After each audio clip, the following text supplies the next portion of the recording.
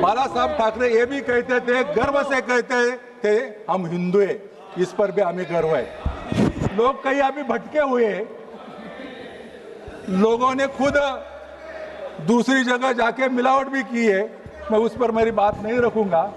लेकिन आज प्लीज हो गया please Shrirang Appa Banerjee please start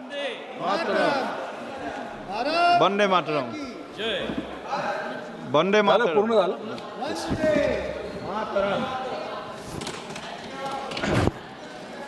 माननीय सभापति महोदय,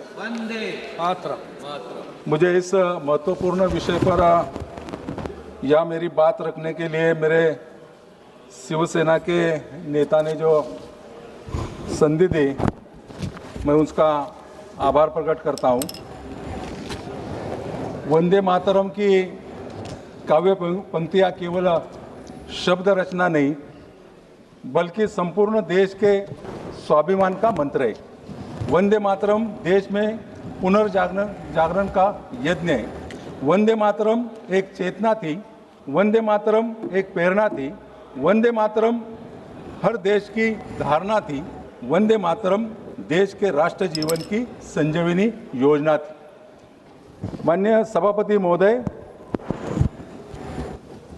मुझे गर्व है कि मैं ऐसी पार्टी का सांसद हूँ जिससे सर सेनापति स्वर्गीय हिंदू हृदय सम्राट बाल साहब ठाकरे कहते थे, अगर इस देश में रहना हो तो वंदे मातरम कहना है। अगर इस देश में रहना हो तो वंदे मातरम कहना होगा। और मुझे लगता है और वो बाला साहब ठाकरे ये भी कहते थे, गर्व से कहते थे हम हिंदू हैं, इस पर भी हमें गर्व है। लोग कहीं अभी भटके हुए हैं, लोगों ने खुद दूसरी जगह जाके मिलावट भी की है, मैं उस पर मेरी बात नहीं रखूंगा। लेकिन आज वंदे मातरम जो ऐसा मंत्र है, देश के हर प्रांत को एक करता है, हर भाषा को एक करता है और गर्व उस राष्ट्रगान पर हमें। तो मैं मेरी बात मेरे मातृभाषा मराठी में रखूंगा। मैं जिस विभाग से आता हूं, जिस प्रांत से आता हूं, तो छत्रपति शिवाजी महाराज की भूमि है। मेरा चुनाव क्षेत्र का नाम है मावळ। मावळचा इतिहास छत्रपती शिवाजी महाराजांच्या स्वराज्य या पवित्र संकल्पनाशी जणू अविभाज्य नात्याने जोडला आहे। याच मावळ मातीतून घडलेल्या पराक्रमी मावळ्यांना सोबत घेऊन शिवरायांनी मातृभूमीच्या मुक्तीसाठी संघर्षाची ज्योत प्रज्वलित केली आणि स्वातंत्र्याच्या लढ्याला वेग दिला। आणि हीच शौर्य, स्वाभिमान आणि हिंदुत्वाची परंपरा पुढे नेऊन हिंदू हृदय सम्राट सन्माननीय बाळासाहेब ठाकरे यांनी मराठी अस्मिता, हिंदुत्वाची भूमिका आणि राष्ट्रीय अभिमान या आपल्या आयुष्याचा श्वास बनवला। वंदे मातरम मध्ये व्यक्त झालेली मातृभूमीची वेदनेची ज्योत आमच्या प्रत्येक शिरेत धडधडत आहे। ही ज्योत आपल्याला आपल्या भूमिकेचे, आपल्या संस्कृतीचे, आपल्या राष्ट्रीय सन्मानाचे रक्षण करण्यासाठी मृत्यूलाही हसत हसत सामोरे जाण्याची शक्ती देत आहे। आज माननीय प्रधानमंत्री नरेंद्र मोदीजींनी वंदे मातरम यांच्या सुरुवात केली भाषणाची आणि देशाला पुन्हा एकदा 150 वर्षानंतर चेतना निर्माण करण्याचं काम केले। आज हे सदन एका अभूतपूर्व ऐतिहासिक आणि गौरवशाली क्षणाचे साक्षीदार बनले आहे। आज आपण आपल्या अमर राष्ट्रगीत वंदे मातरम रचनेच्या 150 वर्ष पूर्ण झाल्याचा महोत्सव साजरा करत आहोत। तो मंत्र ज्याने आपल्याला स्वातंत्र्यवीर क्रांतिकारांच्या ओठावर फाशीच्या फासावर देखील स्मित आणले, ज्याने गुलामगिरीची बेडी तोडण्यासाठी कोट्यावधी भारतीयांच्या हृदयात अखंड संकल्प चेतवला, हे केवळ गीत नाही, हे मातृभूमीची वंदना आहे। या गीताचा इतिहास फक्त मधुर सुरांचा इतिहास नाही, तो बलिदान आणि भक्तीचा इतिहास आहे। हे भारताच्या सभ्यतेच्या चेतनेच्या घोषवाक्य आहे। हे गीत भारतीय राष्ट्रीय पुनर्जागरणाची आणि एकतेची पायाभूत शिला आहे. हे प्रत्येक भारतीयाच्या हृदयात सतत धगधगणाऱ्या राष्ट्रप्रेमाचे अखंड दीपस्तंभाप्रमाणे आहे.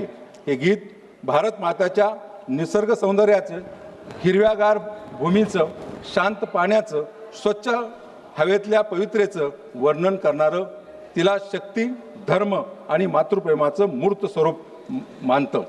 बंकिमचंद्र चट्टोपाध्याय यांनी इसवी सन 1875 आनंदमठ या आपल्या कादंबरीसाठी हे गीत रचले. तेव्हा त्यांना हे माहीत नव्हते की हीच काही ओळी पुढे जाऊन भारताच्या स्वातंत्र्य लढ्याचं महामंत्र आणि राष्ट्रवादाचं पानसूत्र ठरणार आहे. मान्य सभापती महोदय, राष्ट्रगौरव, राष्ट्रवाद आणि भारत मातेच्या वंदनेच्या विषयावर बोलताना हिंदू हृदय सम्राट बाळासाहेब ठाकरे यांचा उल्लेख टाळणं अशक्य आहे. बाळासाहेब ठाकरे यांनी आपले संपूर्ण आयुष्य आणि शिवसेनेचे प्रत्येक पाऊल निर्भय राष्ट्रवादाच्या तत्वावरती उभं केलं. त्यांच्यासाठी वंदे मातरम हे केवळ गीत नव्हते, ते हिंदुत्व आणि राष्ट्रभक्तीची आत्मा होते. आणि तेच आत्मा पुढे घेऊन जाण्याचं काम आमच्या राज्याचे उपमुख्यमंत्री, तत्कालीन मुख्यमंत्री एकनाथजी शिंदे यांनी पुढे चालू ठेवलेले. हे नेहमीच सांगतो, जो या मातृभूमीवर प्रेम करत नाही तो या भूमीची वंदना करत नाही, त्याला या भूमीवर स्थान नाही. त्यांनी तुष्टीकरणाच्या राजकारणाचा निषेध करून राष्ट्रगीताच्या सन्मानाचा, राष्ट्र मर्यादेचा दर्जा द्यावा ही देखील भूमिका मांडली. शिवसेना प्रमुख बाळासाहेब ठाकरे यांच्या मार्गावर चालत राष्ट्रगीताच्या सन्मानाची सदैव आम्ही कटिबद्धता राहू. इसवी सन 1896 साली रवींद्रनाथ टागोर यांनी हे गीत पहिल्यांदा काँग्रेसच्या अधिवेशनामध्ये गायले आणि त्याच्या पवित्रेची जाणीव संपूर्ण देशाला करून दिली. सन 1905 बंगालच्या फाळणीच्या काळात हे गीत जनआंदोलन केंद्र बनले. वंदे मातरमची घोषणा करत हजारो तरुण रस्त्यावर उतरले आणि स्वातंत्र्याची चळवळ त्यांनी चालू केली. लाला लजपतराय यांनी लाहोरवरून वंदे मातरम नावाची देशभक्तीची पत्रिका देखील सुरू केली. श्री अरविंद घोष यांनी गीताला बांगलादेश गीत म्हणून संबोधित केले. त्यांनी म्हटलं की हे गीत म्हणजे भारत माताच्या शक्तिरूपीचे स्तवन आहे. क्रांतिकारी खुशीराम बोस यांनी अन्य वीरांच्या मुखातून फाशीच्या क्षणी निघालेला शेवटचा शब्द होता वंदे मातरम. या गीताने मृत्यूलाही जिंकले, मातृभूमीवर प्रेम केले, हे सर्वस्व प्रतीक बनले. अंग्रेजी सत्तेधाऱ्यांनी या गीताची ताकद ओळखली आणि त्यावर बंदी घातली. या गीताचे गायन केल्याबद्दल चाबकाने देखील मारले गेले. तरी देखील या देशामधला तरुण स्वातंत्र्य चळवळीमध्ये झुकून काम करू लागला. परंतु अत्यंत दुःखाची गोष्ट म्हणजे स्वातंत्र्य प्राप्तीनंतर काँग्रेसच्या कारकिर्दीमध्ये वंदे मातरमवर अचानक वाद निर्माण करण्यात आले. 1937 काँग्रेस कार्यसमितीने या गीताचे केवळ काही भाग मान्य करून बाकी दुर्लक्षित केले. ही राष्ट्रीय भावना दुर्लक्षित करण्याची पहिली सुरुवात होती आणि त्याचबरोबर स्वातंत्र्याच्या चळवळीमध्ये हे गीत श्रद्धेचा अपमान देखील होतं. ऐसी कौन सी मजबूरी थी कांग्रेस को जिसके कारण इस पवित्र वंदे मातरम से 6 पंक्तियां 4 पंक्तियों में करने की हटाई. 6 पंक्तियों से 4 पंक्तियां हटाई. क्यों हटाई? उसमें दुर्गा का उल्लेख है, उसमें शक्ति रूपी नाम का उल्लेख है. क्या इसलिए कांग्रेस शासन द्वारा ये 4 पंक्तियां हटाई गई? वंदे मातरम ये मजहबी राजनीति का विषय नहीं है. वंदे मातरम जैसा गीत तुष्टीकरण की राजनीति का शिकार हो गया, ये दुख की बात है. पहले अंग्रेजों ने इस पर पाबंदी लगाई और देश स्वतंत्र के बाद कांग्रेस पार्टी ने तुष्टीकरण की राजनीति ने वंदे मातरम से दुर्गा का उल्लेख मिटाकर भारत माता का आत्मा का पर आघात किया है. मैं इसका भी इस बात पर मेरी बात रखते हुए निषेध भी करता हूँ. माननीय सभापती महोदय, वंदे मातरमने देशाला क्रांतिकारी कला युवकांना स्वातंत्र्य चळवळीमध्ये फार मोठी प्रेरणा दिली आणि या प्रेरणेतून हजारो तरुण देशभक्तीसाठी रस्त्यावर उतरून या देशाला स्वातंत्र्य मिळालं. ते वंदे मातरम या गीताच्या माध्यमातून.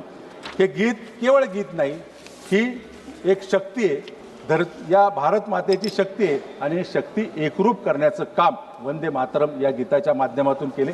150 वर्षानंतर वंदे मातरम गीताला पुन्हा एकदा जन आंदोलन करून देशाच्या प्रत्येक युवकांना या चळवळीमध्ये ज्यांनी हुतात्मा पत्करलं त्यांच्याप्रती आदर करण्याचं एक भाग्य या माध्यमातून मिळाले.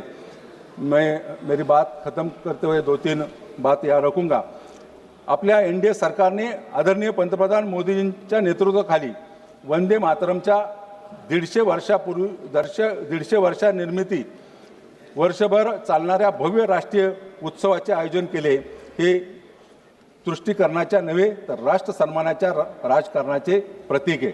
शिवसेना बाळासाहेब ठाकरे यांच्या विचारांनी प्रेरित सुनिश्चित करण्यासाठी वचनबद्ध आहे की वंदे मातरम राष्ट्राच्या सर्वोच्च सन्मानाच्या भूमिकेत सदैव तेजस्वी राहील. चला आपण या पवित्र दिनी संकल्प करूया की आपण भारत मातेची वंदना कधीही विसरणार नाही, राष्ट्रगीताचा सन्मान जपू आणि त्याची भावना देखील आपल्या आचरणात आणू. धन्यवाद. जय भवानी, जय शिवाजी, वंदे मातरम. धन्यवाद. माननीय सदस्य श्री